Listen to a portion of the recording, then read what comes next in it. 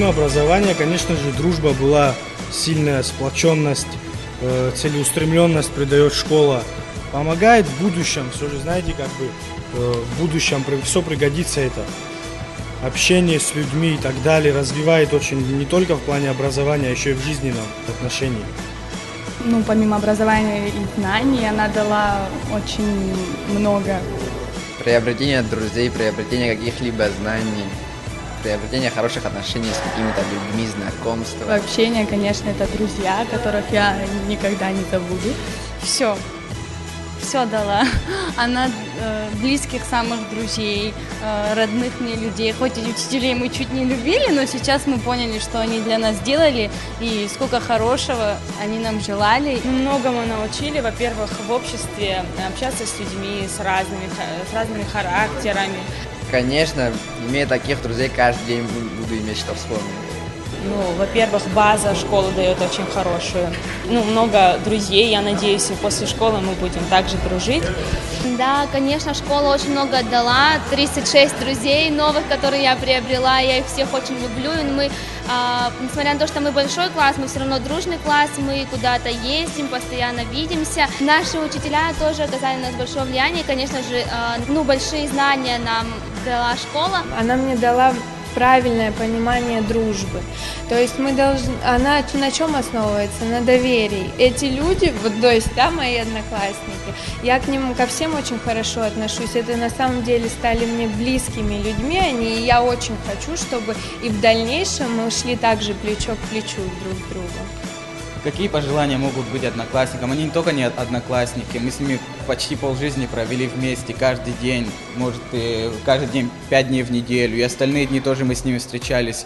Почти весь класс для меня стал не просто одноклассниками, не просто людьми, которые со мной учились вместе и сидели в одном классе. Это стали очень близкими людьми мне, можно сказать, и родными людьми. И, конечно же, когда мы все закончим школу, это не значит, что мы должны разойтись куда-то, исчезнуть. Конечно, хотелось бы, чтобы мы, каждый, который когда приехал после учебы, на каникулах и так далее, чтобы мы все вместе встречались, закончим школу, работать начнем, не имеет значения какое время, что мы все время встречались. И хочу, конечно, пожелать удачи и успехов в учебе и потом дальше в работе тоже, если осуществит свою мечту. Я желаю всем удачи сперва в учебе. Пусть много соблазнов на Руси, в России, но я думаю, они это право знать и как сказать, и они начнут учиться. Главное выучиться, потом уже приедем сюда, здесь уже удачи в работе и всего самого наилучшего моим друзьям, родным.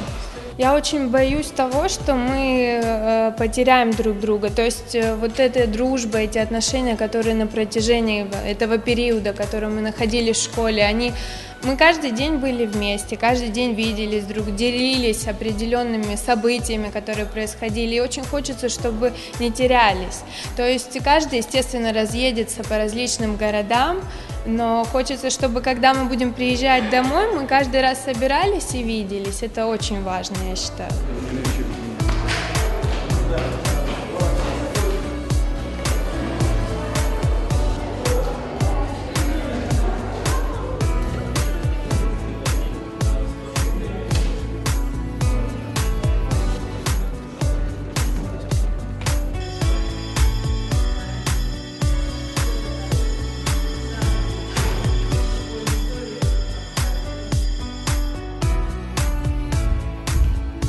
Каждый работает по своему билету, который он взял. Успехов, быть внимательными, не мешать проведению экзаменов и, как говорится, хороших нам всем результатов. Мы ждем от вас очень хорошие ответы по истории Абхазии.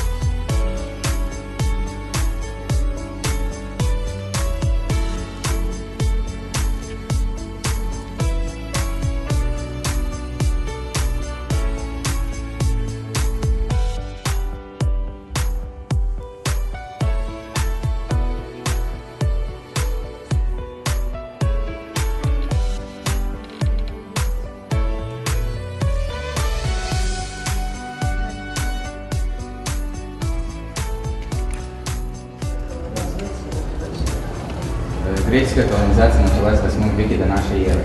Она расширила область поселения греков. Греческие поселения охватывали узкое побережье Черного моря. Греки переселялись всегда с набором бытовых изделий. Одним из символик Республики Абхазия является государственный флаг. Государственный флаг представляет собой полотно, на котором чередуются 7 полос зеленого и белого цвета.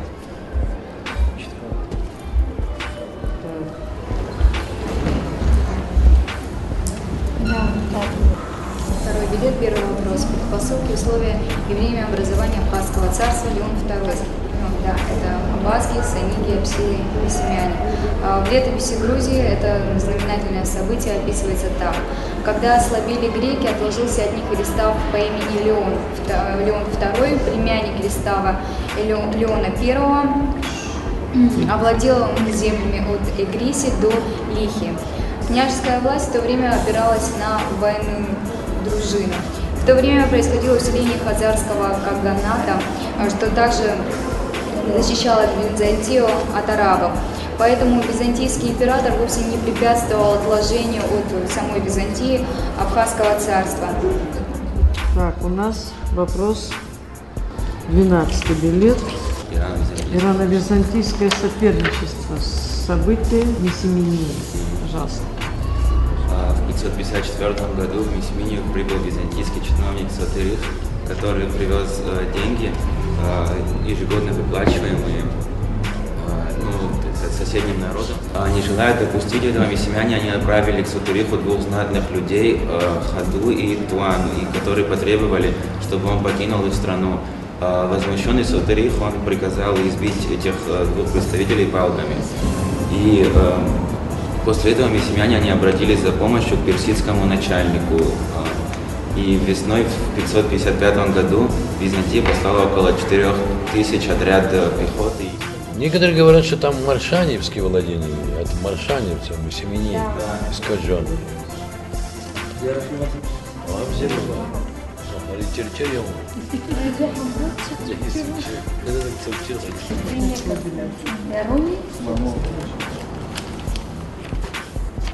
Внешняя политика Абхазского царства, Горская республика, восстановление горских государств. 16. Абхазский язык относится к абхазо-дымской группе языков, а она, в свою очередь, подразделяется друг от друга. Это есть мнение, что абхазы, во-первых, пришли из Малой Азии, да, во второе есть версия, что они пришли из Африки, по-моему, третье, что они местного. Абхазы активного участия в ней не принимали, потому что, во-первых, абхазы являлись виновным населением, а во-вторых, они не понимали главной сути проблемы.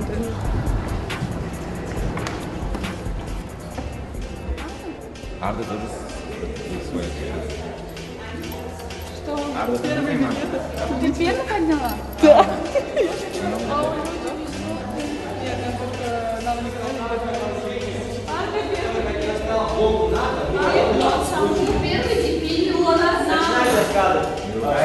Происходит в 89 году.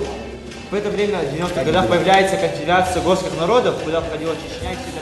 Если у нас первое вступление было грузинов, не первое вступление, они сразу берут Гагры через несколько дней. И первое вступление, которое было сделано абхазами, это было сделано на Гагрском фронте. Ты смотри, посередине, мне кажется, они ложат вот 18-й вот такие. А ты с какого века? Я думала, хочу 6-й, думаю, выучила 6-й, смотрю, занимаю первое. Самое главное. Я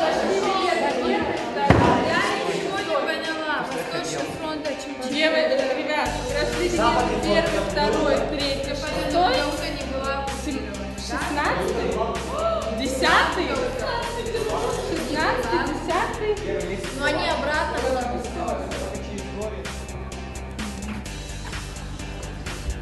Так, подожди, не спеши. Какой хочешь выбирай, все твои. Он внес большой вклад, можно сказать, в развитие сегодняшней Абхазии.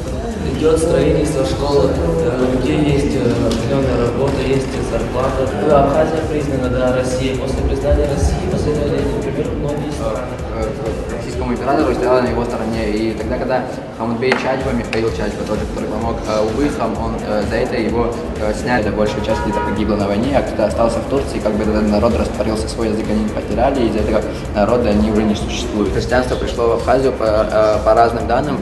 Кто-то говорит, что пришло оно вместе с римскими войсками, а кто-то говорит, что здесь были апостолы Симон Казненит и Андрей Первозванный. Официально же когда принимается христианство? 6 век, 6 век. Ну, памятники христианской культуры, это из церкви-то. Все, можешь идти. Листочек тоже. Листочек себе на память. Ну, по истории Абхазии сегодня сдавали экзамен. Ну, это, как Константин Квизиня сказал, это каждый ученик должен знать историю Абхазии, свое происхождение. Волнение, как никогда. Остальные экзамены прошли легко, хоть тоже волновались, но этот экзамен, мне кажется, намного будет труднее, чем другие экзамены.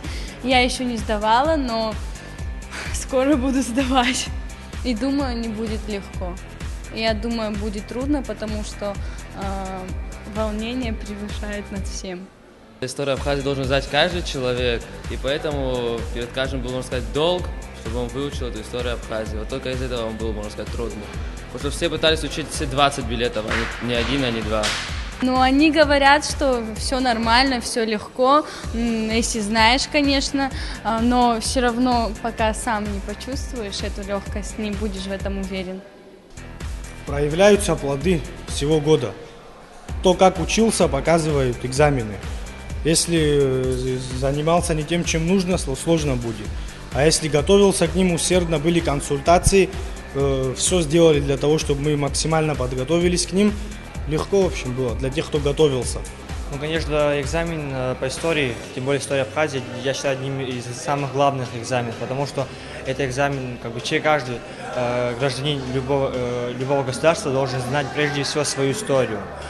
А что касается сложности экзаменов, конечно, экзамен – это вообще совокупность работы, которая была проведена учеником за весь год, а то и больше. Ну, насчет сложности, ну, некоторым как бы легче, некоторым сложнее. Но, в общем-то, экзамен, он закономерный, такой, как он как раз-таки должен быть. Сдадим, все нормально. Не в чьих интересах нас оставлять на второй год, и думаю, все пройдет хорошо. И мы не подведем своих учителей и хорошо подготовимся. Нет, не волновались, потому что я знал этот вопрос, и все, что я знал, я рассказал. Ну, честно говоря, сложновато сдавать экзамены. Лежит большая ответственность на нас, как на абхазцах. Это история Абхазии, мы должны ее знать. И немножко волнение присутствует, конечно. Но все же мы должны знать свою историю и справляемся, учим. Если человек хорошо будет подготовлен к экзамену, будет хорошо знать свой билет, никаких стрессов, никаких волнений у него не будет. Ну, конечно, как бы, мне кажется, многие чуточку нервничают, но как-то надо свой маленький страх преодолевать и стремиться дальше, как бы, я не знаю. В будущем же это не первый экзамен или для нас какие-либо сессии, где мы сдаем это первый раз. Для нас это, как бы, конечно, прежде всего опыт, огромный опыт, а так нам, как бы, сама ситуация, она, как бы, прекрасная. Учителя старались целый год, работали над нами так, чтобы мы сдавали эти экзамены так, как они хотят, так, как мы хотим. Мы приложили для этого немалые усилия. И, как бы, мне кажется, все произойдет так, как мы хотим. Все предыдущие экзамены, не могу сказать, что очень тяжело было сдавать, но и не очень легко. То есть, если ты подготавливался к этим экзаменам, то возможно было сдать любой предмет, и любой билет поднимешь, и его можно было ответить. А насчет истории Абхазии, это, я думаю, каждый человек, который считает себя абхазом, он должен знать эту историю и должен хорошо, уверенно сдать этот предмет. Ну, думаю, то, что хотя бы на 4 я сдам, наверное. Любой бы билет, какой не попался, я на него ответил бы. А так, если я плохо подготовлен, это очень серьезный фактор везения и удачи должна присутствовать, но мне она вообще не сопутствует ни разу почему-то. Когда я хотел какой-то, например, билет 6, мне попадался 25-й. Это везение, да. Ну, экзамен вообще, если честно, не так тяжело было сдавать, но... Ну, подняла билет, которым я хорошо знала.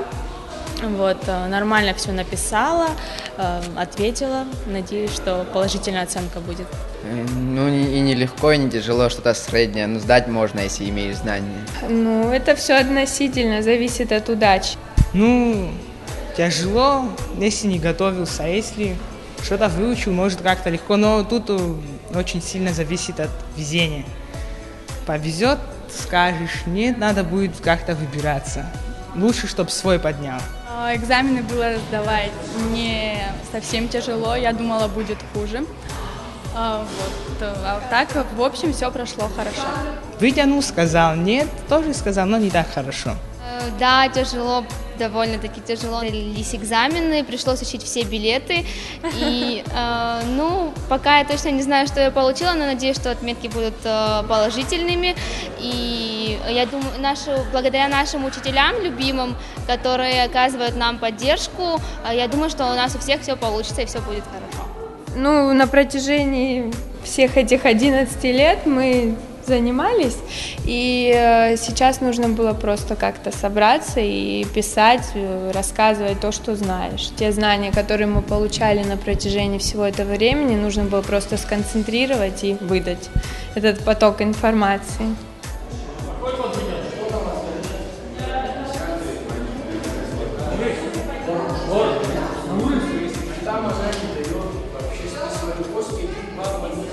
В первую очередь хочу пожелать им здоровья, потому что если есть здоровье, то все остальное будет. А удача и все остальное придет со временем. Здоровья вам всем, ребята.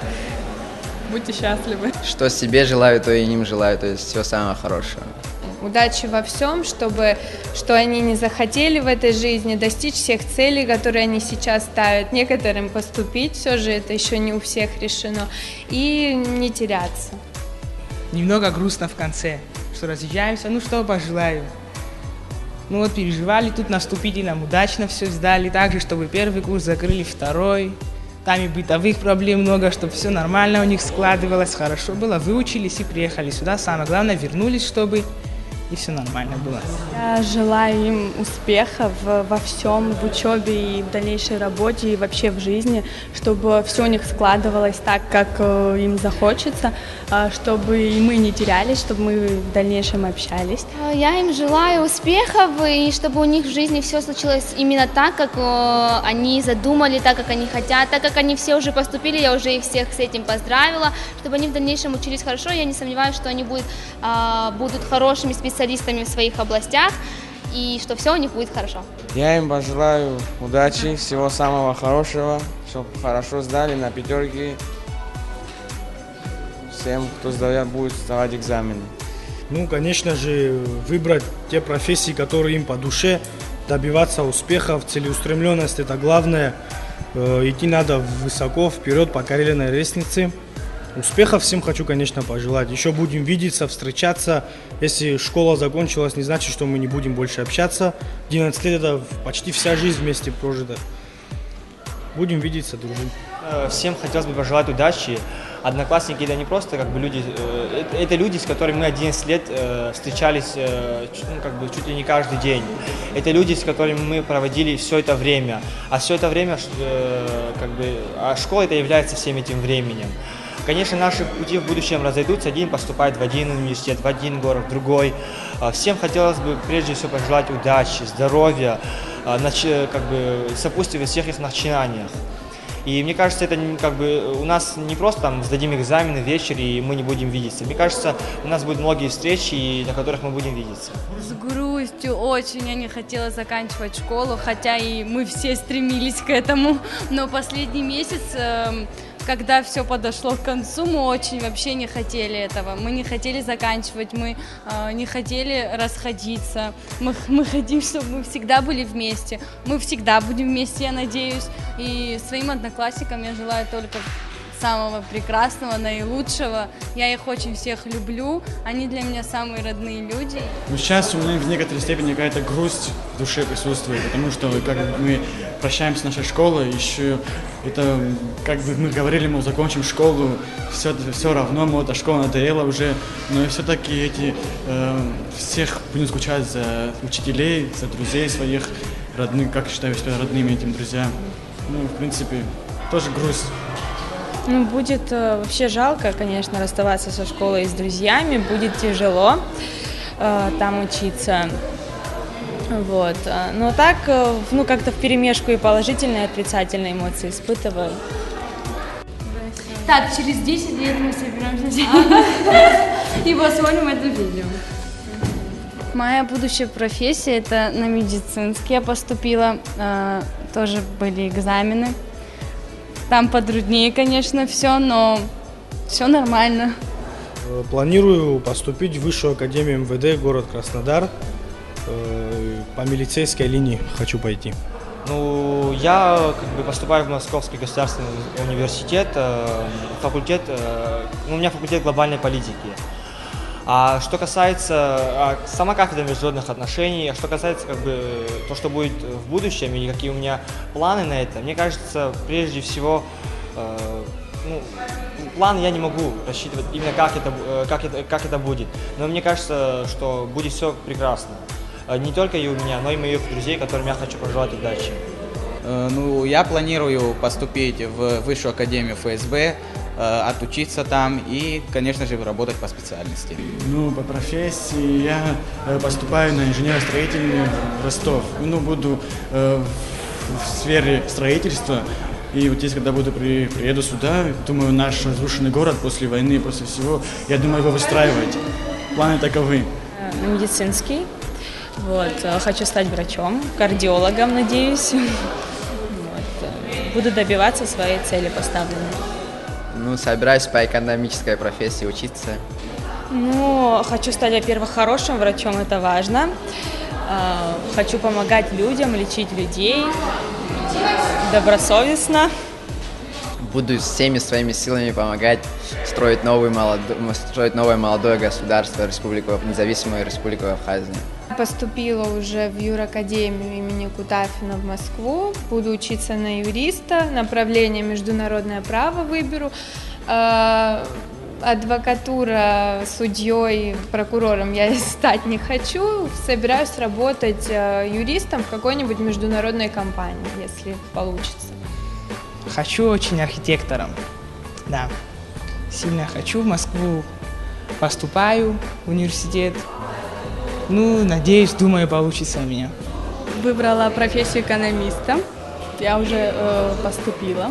И в будущем надеюсь стать хорошим, знающим свое дело хорошо экономистом. Например, вот я решила поступать на экономический, и это благодаря моей учительнице по алгебре Лиме Павловне, потому что она подсказала мне, и в 5 классе, когда она к нам пришла, она показала, что у меня есть способности к алгебре. Ну, надеюсь, помогу чем-нибудь своему городу любимому. Так, есть, конечно, к чему руку приложить, много после войны. Не знаю, об этом я пока не задумывалась, но у меня родители тоже экономисты, и я, так сказать, иду по стопам своих родителей. Во-первых, прежде всего, нынешнее поколение, да, это молодое поколение, мы все дети после войны, да, и нас признали, это большое событие для нас, мы выиграли эту войну нашу. Это тоже огромное событие для нас. И мне кажется, наше поколение должно приумножить то, что сделали наши предки. То есть ведь независимость это не только то, что было заработано одним поколением, а это труды и пролитая кровь многими поколениями наших отцов, прадедов и наших всех близких. Мне кажется, нам это надо приумножить и постараться сделать так, чтобы мы не останавливались на одном уровне.